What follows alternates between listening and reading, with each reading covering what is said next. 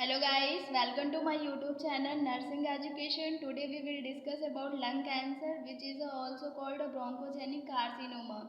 So let's discuss about lung cancer. First of all, definition of lung cancer. Cancer arising in the epithelium of the air passages, bronchial cancer, which is characterized by uncontrolled cell growth in tissues of lung cancer. Air passes के इपीथीलियम में lung cancer arise होता है, जिसे bronchial cancer भी कहते हैं, जिसकी वजह से लंग टिश्यूज में अनकंट्रोल सेल ग्रोथ देखने को मिलती है. This is the definition of lung cancer. Now we will discuss about risk factors which is responsible for lung cancer. First is cigarette smoking. जो पर्सन सिगरेट स्मोकिंग करते हैं उन्हें risk रहता है लंग कैंसर होने का. Second is a radon gas generated by breakdown of radioactive radium. Radon gas की वजह से लंग कैंसर हो सकता है, जो रेडियो एक्टिव रेडियम के ब्रेकडाउन की वजह से जनरेट होती है. ऑक्यूपेशन एंड इन्वायरमेंटल एजेंट्स की वजह से लंग कैंसर हो सकता है.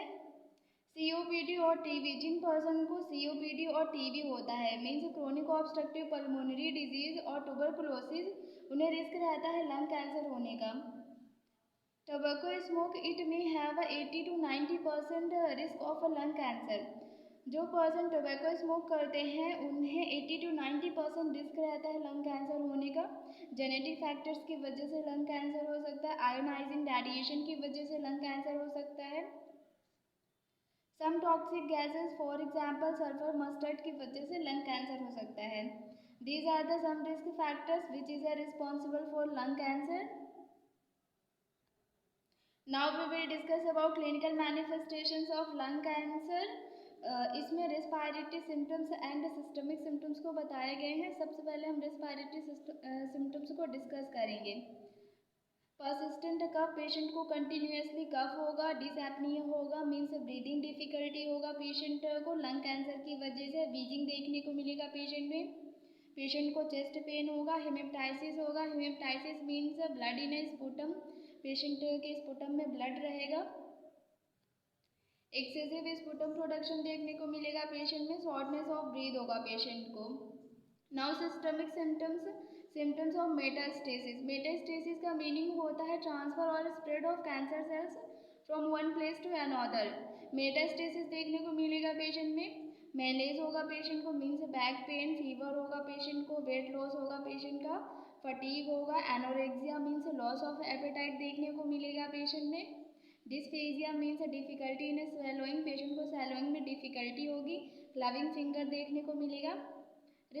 Repeated upper respiratory infection. Patient को बार बार अपर रिस्पायरेटरी इन्फेक्शन देखने को मिलेंगे. These are the some clinical manifestations of lung cancer.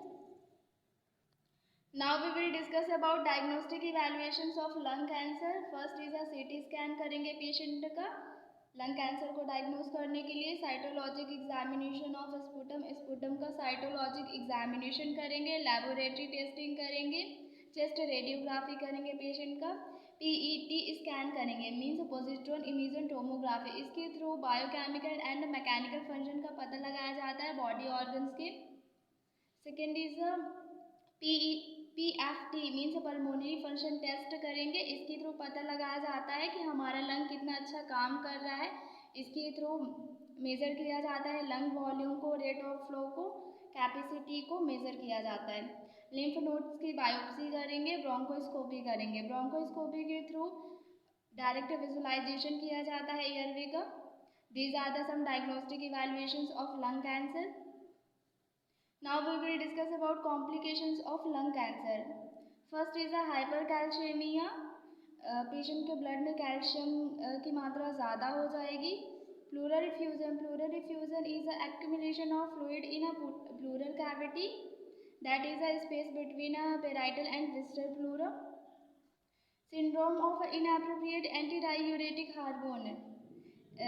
Syndrome of inappropriate antidiuretic hormone is a condition in which body make too much antidiuretic hormone. यह एक ऐसी condition होती है जिसमें बॉडी बहुत ज़्यादा एंटीडायूरेटिक हार्मोन को बनाती है. These are the some complications of lung cancer. Now we will discuss about management of lung cancer. First of all, surgical management of lung cancer. Lobectomy surgery करेंगे। Lobectomy surgery is a removal of one lobe of a lung. Lung के sections होते हैं जिन्हें lobe कहते हैं।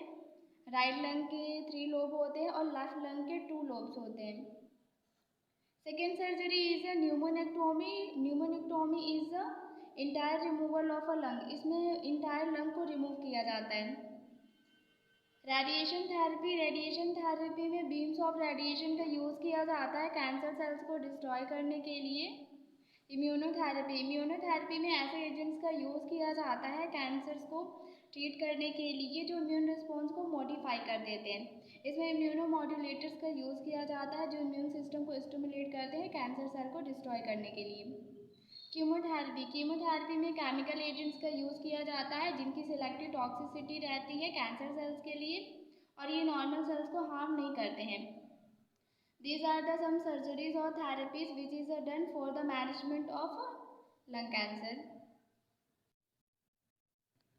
Now we will discuss about nursing management of lung cancer. Auscultate breathing sound and patterns of breathing. Breathing sound को auscultate करेंगे, pattern of breathing patient का assess करेंगे। Assess fremitus vibration to detect fluid filled consolidated chest. Vibration से पता लगाएंगे fluid filled area को, consolidated chest को। Consolidation का मीनिंग होता है हार्डनेस। इनको एसेस करेंगे।